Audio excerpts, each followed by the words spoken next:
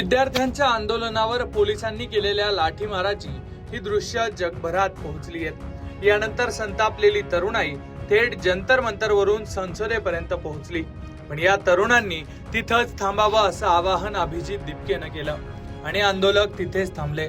पण या दरम्यान पोलिसांनी केलेल्या लाठीमाराची भयंकर दृश्य सध्या व्हायरल होत आहेत। सरकारवर टीकेचा भडीमार सुरू झालेला आहे। यानंतर अखेर सरकारनं या आंदोलकांची चर्चेची तयारी दाखवली। आरोग्य मंत्री जे.पी. नड्डा यांनी सीजेपीच्या प्रतिनिधींशी चर्चा केली, त्यांच्या मागण्या ऐकून घेतल्या।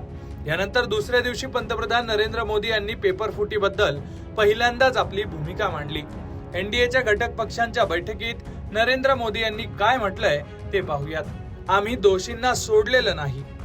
या प्रकरणात जे लोक सहभागी होते त्यांना अटक केलेलं आहे। आतापर्यंत 13 लोकांना अटक करण्यात आली आहे। जे लोक जबाबदार आहेत त्यांच्यावर सर्वात कठोर कारवाई केली गेली पाहिजे, जेणेकरून भविष्यात कुणीही असं करण्याचं धाडस करणार नाही। जबाबदार लोकांना पकडल्यानंतर सरकारने पुन्हा परीक्षा घेतली। पेपरफुटी प्रकरण हे भयंकर पाप आहे। पेपरफुटीच्या घटना भविष्यात घडू नये यासाठी सर्व राज्यांनी एकत्र मिळून काम करायला हवं।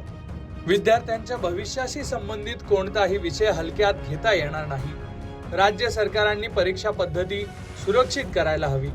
पेपरफुटी सारख्या घटना घडू नये म्हणून परीक्षा पद्धत आणखी मजबूत करावी लागेल, असं पंतप्रधान नरेंद्र मोदी यांनी म्हटलंय। एकीकडे पीएम मोदींनी ही भूमिका मांडली आहे आणि तिकडे आरोग्य मंत्री जे.पी. नड्डा थेट जखमी आंदोलकांच्या भेटीला पोहोचलेत। त्यांनी हॉस्पिटलमध्ये जाऊन जखमींची विचारपूस केली आहे।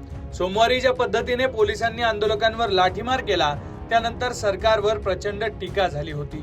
या टीकेच्या पार्श्वभूमीवर नड्डा यांनी जखमींची भेट घेतल्यानं आंदोलकांमध्ये सरकारबाबत वेगळा संदेश गेल्याची चर्चा आहे। यानंतर आणखी एक महत्वाची घडामोड घडली ती दिल्ली हायकोर्टात। सोनम वांगचुक यांना शासकीय हॉस्पिटल ऐवजी खासगी हॉस्पिटलमध्ये नेण्याच्या मागणीसाठी त्यांच्या पत्नीनं याचिका दाखल केली होती।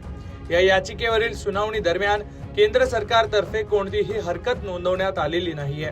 तसंच डॉक्टरांनी वांगचुक यांना डिस्चार्ज दिला तर त्यांना खासगी हॉस्पिटलमध्ये नेण्यास विरोध नसेल अशी भूमिका सरकारतर्फे वकिलांनी मांडली आहे। पंतप्रधान नरेंद्र मोदींनी पेपरफुटीबद्दल जाहीरपणे भूमिका मांडली आहे, पण आंदोलक विद्यार्थी धर्मेंद्र प्रधान यांच्या राजीनाम्याच्या मागणीवर ठाम आहेत। तिकडे राहुल गांधींच्या नेतृत्वाखाली काँग्रेस सुद्धा आक्रमक झाली आहे। त्यांनी पंतप्रधान मोदींच्या निवासस्थानाजवळ ठिय्या आंदोलन करत आपण या मुद्द्यावरून माघार घेणार नसल्याचा इशारा दिलेला आहे।